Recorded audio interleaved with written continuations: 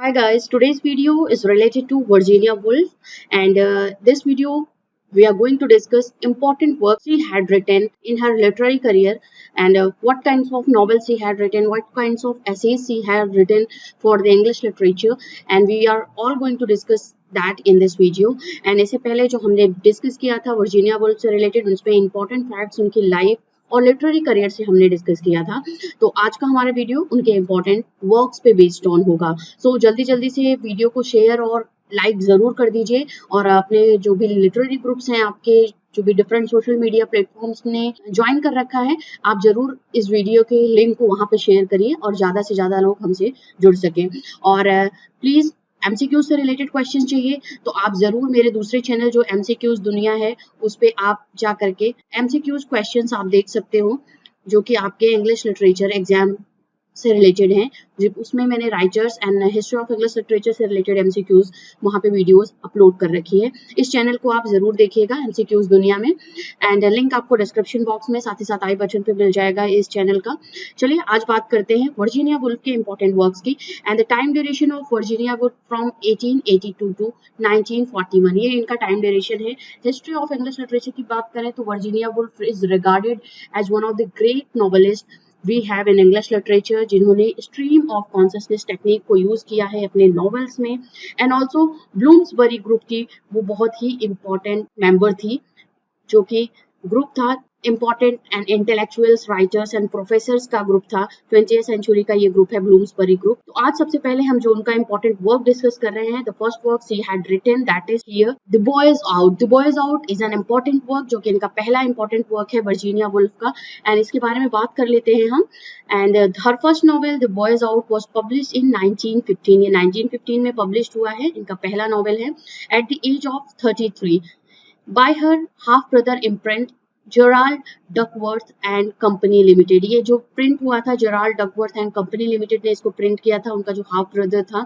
And this novel originally titled related to Melymbrosia, Melymbrosia इसका original title था, but after that it was named at the boy is out, and this is the first novel of the Virginia Woolf we have in English literature and in the genre of novel, जो कि 1915 में publish हुआ है। Another important work की बात करते हैं, Mrs डैलोवे, 1925 का ये वर्क है। मिसेस डैलोवे बहुत ही इंपॉर्टेंट वर्क है। मिसेस डैलोवे जो कि हिस्ट्री ऑफ इंग्लिश लिटरेचर में इनके जो इंपॉर्टेंट नॉवेल्स हैं उनमें से Mrs डैलोवे is one of them. And friends, जो वीडियो ये हमारा होगा इसमें हम जो इनके इंपॉर्टेंट वर्क्स डिस्कस करेंगे वो बहुत ही ब्रीफली डिस्कस करेंगे। इसके बाद में जब भी आगे जो आने वाले डेज होंगे उसमें मैं इनके जितने भी इंपॉर्टेंट नॉवेल्स हैं उससे सेपरेट वीडियोज बनाऊंगी, सो दैट कि उस नॉवेल का सब्जेक्ट मैटर, उसके कैरेक्टर्स के बारे में मैं आपको वहां पे थोड़ा सा डिटेल में उससे रिलेटेड हम डिस्कस करेंगे। सो आज का जो हमारा वीडियो है ये ब्रीफ डिस्कशन है अबाउट द नॉवेल्स जो भी उन्होंने इंपॉर्टेंट वर्क्स लिखे हुए हैं। एंड मिसेस डैलोवे की बात करते हैं, 1925 का इंपॉर्टेंट वर्क है, ये पब्लिश हुआ है 1925 में। और Clarissa Dalloway was the leading character of this novel of Virginia Woolf, and high society English women है वो Clarissa Dalloway. Woolf tells the story of her life in post world war first, उनकी life की story को Virginia Woolf में यहाँ पे narrate किया हुआ है इस नॉवेल में। Post world war, first world war की बात की, किस तरीके की लाइफ है एक हाई सोसाइटी इंग्लिश वुमेन की, she had discussed through the character Clarissa डैलोवे in this novel Mrs डैलोवे। And this book is an example of the stream of consciousness, जैसा कि हम बात कर रहे थे स्ट्रीम ऑफ कॉन्शसनेस टेक्निक पे उनका ये नॉवेल बेस्ड ऑन है। और वर्जीनिया वुल्फ ने बहुत ही important works stream of consciousness technique को यूज करते हुए लिखा हुआ है। इस नॉवेल का जो स्टोरी है that is the only one day story that has happened in the life of the Mrs Clarissa डैलोवे। Clarissa डैलोवे की जो लाइफ में कि एक दिन की लाइफ में जो कुछ चीजें होती हैं वो सब कुछ इस नॉवेल के थ्रू वर्जीनिया वुल्फ ने नरेट किया है एंड डिपिक्ट किया है, हम लोगों को स्टोरी के थ्रू उसको समझाया है। And stream of consciousness technique का यूज करा हुआ है, तो आप समझ सकते हो कि इस स्टोरी में, इस नॉवेल में किस तरीके से स्ट्रीम ऑफ कॉन्शसनेस के थ्रू एक दिन की लाइफ को किसी भी लेडी कैरेक्टर जो हाई सोसाइटी इंग्लिश वुमेन है पोस्ट वर्ल्ड वॉर के बाद के क्या सिचुएशन है, क्या वो सोच रही है, वो सब कुछ इस नॉवेल में आपको मिलेगा of the Virginia Woolf. Let's talk about another important work of Mrs. of Virginia Woolf we have, that is To the Lighthouse. 1927 का ये important work है, To the Lighthouse. और यहाँ पे ये this is the picture of the work novel. And To Lighthouse की बात कर लेते हैं. Woolf's most famous and most autobiographical work was To the Lighthouse. ये जो इनका है most autobiographical novel है वर्जीनिया वुल्फ का. And the story of 3 members of Ramsay family was described in this novel. And novel centers on the Ramsay family and their visits to Isle of Skye in Scotland between 1910 and 20. 1910 से लेकर के 1920 के बीच की ये story को बताता हुआ है. रैमजे फैमिली की 3 मेंबर्स की स्टोरी पे बेस्ड ऑन है ये इनका novel to the lighthouse. And इसको रिगार्ड किया जाता है as the most important autobiographical novel of Virginia Woolf we have in English literature. And in the year 1927 this was published. And to the lighthouse is a touching story of a hardship of this family. Ramsay family की hardships का depict करता हुआ एक touching story को narrate करता हुआ ये novel है. While living in the house of coast of Scotland. Scotland के कोस्ट पे जब वो अपनी लाइफ को स्पेंड कर रहे हैं 1910 से लेकर के 20 के मिड में, तो किस तरीके के फर्स्ट वर्ल्ड वॉर यहाँ पे स्टार्ट हो चुका था, ये टाइम ड्यूरेशन था, और उनका लाइफ क्या है, लाइफ किस तरीके से वो अपनी लाइफ को जब वहाँ पे स्पेंड कर रहे हैं, तो what hardship this family Ramsay family faces at that time. This was all explained here in this novel To the Lighthouse by the Virginia Woolf we have. Next important work की तरफ चलते हैं. And the most important work we have of Virginia Woolf is Orlando A Biography. 1928 का ये work है. ये Virginia Woolf का important work है और इसका फुल टाइटल जो है Orlando A Biography. Orlando Biography is a novel by Virginia Woolf, first published 11 October 1928 को पब्लिश हुआ है. A high-spirited romp inspired by the tumultuous family history of the aristocratic poet and novelist Wita Sackville West. Wita Sackville West की story पे ये based on है. Woolf lover and close friend जो उनको बोला जाता है कि वुल्फ की लाइफ में he was as the man who was known as her lover and close friend. This book has been written about the extensively by scholar of women's writing and gender and transgender studies. ये novel जो है ये Virginia Woolf का important novel है और ये जो based on है एक स्टोरी पे बेस्ड ऑन है जो इनका फ्रेंड क्लोज फ्रेंड और लवर था. That was the novelist poet Vita Sackville West. और ये रियल कैरेक्टर हैं, रियल लाइफ उनके फ्रेंड थे वर्जीनिया वुल्फ के. और किस तरीके से वो 400 ईयर्स जीते हैं और वो एक मेन होते हुए भी वो ट्रांसजेंडर हो जाते हैं विमेन में. और 18th सेंचुरी में किस तरीके से वो अपनी लाइफ को स्पेंड करते हैं. बहुत से मेन लीडिंग जो लिटरेरी फिगर्स हैं उनसे वो मिलते हैं. तो इस तरीके का स्टोरी इस नॉवेल ऑरलैंडो अ बायोग्राफी में वर्जीनिया वुल्फ में नरेट किया हुआ है.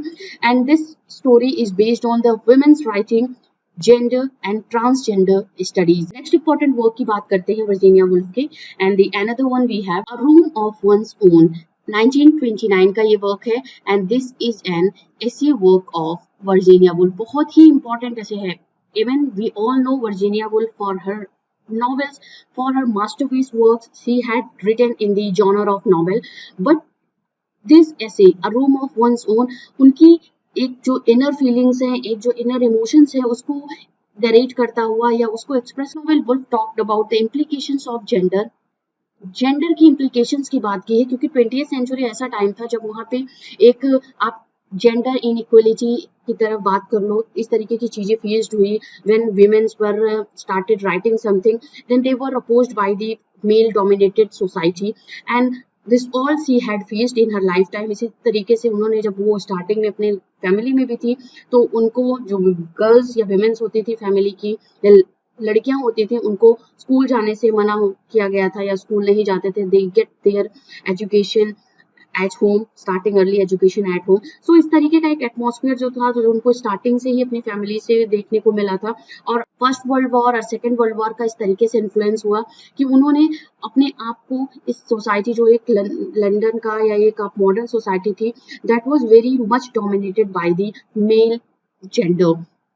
एंड इसी तरीके से इस वर्क में भी ऐसे वर्क में जो इनका अ रूम ऑफ वंस ओन है, इस रूम से इस इस ऐसे की आप टाइटल से ही समझ लोगे कि ये एक तरीके का अपनेपन से रिलेट करता हुआ ऐसे है, जिसमें उन्होंने इम्प्लीकेशंस ऑफ जेंडर की बात की है और उन्होंने क्लेम किया हुआ है किस लाइन के थ्रू, और ये बहुत ही इंपॉर्टेंट लाइन्स हैं वर्जीनिया वुल्फ की। Without money and a room of their own, women are not able to let their creativity and genius run free। ये बहुत ही इंपॉर्टेंट लाइन्स है वर्जीनिया वुल्फ की, जो कि अ रूम ऑफ वंस ओन से बिलोंग करती है, इनके ऐसे से बिलोंग करती है। और इस तरीके से इन्होंने इम्प्लीकेशन ऑफ जेंडर को इस लाइन के थ्रू एक्सप्लेन करने की कोशिश की है कि if you do not have, if a woman do not have a money and her own room, then she would not be able to let her creativity and genius run free, because under this male dominated society, male dominated situations, she would not be free to express her creativity and genius before or in the male dominated society। So एक room अपना और खुद के पैसे होने बहुत जरूरी हैं for women she wants to survive in this male dominated society, जहाँ पे वो फ्रीली अपने थॉट्स को एक्सप्रेस कर सके और फ्रीली उस जो भी थॉट्स उसने एक्सप्रेस किया है उसको वो पब्लिश भी कर सके, and she can put that before the society, in front of the society. And also this is an important feminist text, जैसा मैंने बात किया यह टेक्स्ट है वर्जीनिया वुल्फ का ऐसे जो है ये। एंड ऐसे argues both the literal and figurative space for women writers within a literary tradition dominated by men। ये मैंने पहले ही आपको एक्सप्लेन कर दिया कि मेल डोमिनेटेड सोसाइटी में इवन लिटरेरी फील्ड और literature was also not away from the male domination even still in the literature field also। So किस तरीके से एक women writer survive करती है इस मेल डोमिनेटेड लिटरेरी फील्ड में, वो सब कुछ उन्होंने अपने इस ऐसे के थ्रू एक्सप्लेन करा हुआ है। चलिए नेक्स्ट इंपॉर्टेंट वर्क की बात कर लेते हैं वर्जीनिया वुल्फ के। आई होप आपको पसंद आ रहा होगा जिस तरीके से मैं एक्सप्लेन कर रही हूँ, और वीडियो को जरूर लाइक एंड शेयर जरूर कर दीजिएगा। कोई भी आपको प्रॉब्लम आ रही हो तो प्लीज मुझे कमेंट सेक्शन के थ्रू आप जरूर बताइए। आप मेरा व्हाट्सएप नंबर जानते हो, व्हाट्सएप नंबर पे आप मुझे मैसेज कर सकते हो कि व्हाट काइंड ऑफ टॉपिक मैं कोई और अदर टॉपिक लेके आऊँ आप सबके लिए। जो भी आपको इंपॉर्टेंट टॉपिक्स चाहिए, इंपॉर्टेंट कंटेंट चाहिए इंग्लिश लिटरेचर से related, please do message me on my WhatsApp number और इन कॉमेंट सेक्शन। चलिए नेक्स्ट इंपॉर्टेंट वर्क की बात करते हैं, द वेव्स। 1931 का ये इंपॉर्टेंट वर्क है वर्जीनिया वुल्फ का, the waves.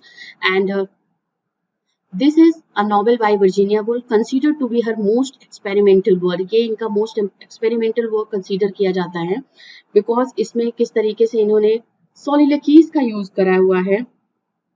Even this is novel, but she has used this book consists of soliloquies spoken by 6 characters, and Woolf explores concept of individuality and self and community through these 6 characters in the way of the soliloquies। soliloquies के through, अपने 6 characters के through उन Virginia Woolf ने इस novel work में अपने जो concept उन्होंने एक्सप्लोर किया हुआ है that was related to individuality, self and community. और आप अगर बात करो this would be also on the same theme, feminism and gender inequality and also fascism से रिलेटेड ये करता हुआ नॉवेल था इनका, रिलेट करता हुआ इनका नॉवेल था। And even this is novel, इसीलिए ये बात किया जा रहा है कि this is most experimental work of Virginia Woolf, क्योंकि ये नॉवेल था but she had used the technique of the poetry, soliloquies, क्योंकि पोइट्री या पोस्ट वर्क में भी आप बोलते हो जो सॉलिलोक्वीज के फॉर्म में होते हैं, जैसे एलिजाबेथन टाइम में ड्रामाज में यूज होते थे सॉलिलोक्वीज और वो भी एक पोएटिक वे में यूज होते थे। But in the novel she had experimented with this technique, with this work, with the soliloquies, and she had used prose and poetry forms in her work that was novel The Waves, published in the year 1931. Next important work we have, this is the work and this is the unfinished work of Virginia Woolf, that was the Between the Acts। 1941 का ये work था इनका, publish हुआ है, and this is considered as unfinished work of Virginia Woolf। and इसके बात कर लेते हैं कि what kind of work this is between the acts, and this is the Virginia Woolf last work and it was published posthumously, उनकी death के बाद ये वर्क इनका पब्लिश हुआ है। and it is set in an unknown location in England as the outbreak of the Second World War looms over the country. Second world war start हो चुका था इस टाइम में जब ये पब्लिश हुआ था 1941 में, और 1939 में सेकेंड वर्ल्ड वॉर स्टार्ट हुआ था जो कि 1945 तक चला था. And what was the effect of the second world war, because अभी कंट्री जो world was surviving under the first world war, it was trying to overcome of that situation, उस सिचुएशन से ओवरकम करना चाहता था. But on the other hand second world war started, और second world war का जो एक इफेक्ट था, आउटब्रेक था कंट्री के ऊपर, that was narrated, that was told by the novelist Virginia Woolf in this work that was the Between the Acts, and it is an unfinished work of Virginia Woolf. So friends, here we had discussed important works of the Virginia Woolf in a brief summary, you can say in a brief details. I had disclosed all the important details related to the important works of the Virginia Woolf. Please video कैसा लगा comment section में मुझे जरूर बताइए, और साथ ही साथ आपको आगे आने वाले डेज में इंपॉर्टेंट वर्क्स से रिलेटेड, इंपॉर्टेंट राइटर से रिलेटेड मैं वीडियोस इस चैनल पे अपलोड करूंगी EngLIT पे. Please stay connected, the videos uploaded on this channel. और मैंने जैसे बात की MCQs दुनिया भी आप देखो, वहाँ पे आपको MCQs से रिलेटेड यहाँ पे है MCQs दुनिया, और लिंक मैंने जैसे बताया कि वो डिस्क्रिप्शन बॉक्स में आपको मिल जाएगा. मिलते हैं नेक्स्ट वीडियो में. Till then, keep connecting and keep watching EngLIT Zone. Thanks a lot for watching this.